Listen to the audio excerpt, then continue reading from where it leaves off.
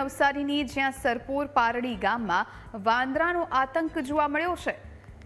Salon સ્ટુડિયોમાં ઘૂસી વાંદરાએ ભારે તોડફોડ કરી। મિનિટોમાં જ દુકાનનો તમામ સામાન વેરવિખેર થયો। ટીવી અને અરીસા તોડીને આર્થિક નુકસાન પહોંચાડ્યું। બહાર પાર્ક કરેલા બાઇક પાડ્યા અને મોબાઈલ ઝૂંટવી લીધા। છેલ્લા 1 મહિનાથી આતંકી વાંદરાએ લોકોની ઊંઘ હરામ કરી। નાના બાળકો અને મહિલાઓ પર હુમલા કર્યા।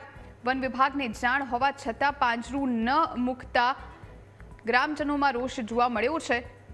વન વિભાગ વહેલી તકે વાંદરાને પાંજરે પૂરે તેવી પ્રબળ માંગ। તો વાંદરાનો આતંક ફરી એકવાર સામે આવ્યો છે। છેલ્લા ઘણા સમયથી આ વાંદરાઓ આતંક મચાવી રહ્યા છે। ત્યાંના લોકો ત્રાહિમામ છે। વન વિભાગને પણ જાણ કરી છે, તેમ છતાં હજુ સુધી પાંજરું નથી મૂકવામાં આવ્યું, જેના કારણે લોકોમાં ભારે રોષ વ્યાપ્યો છે।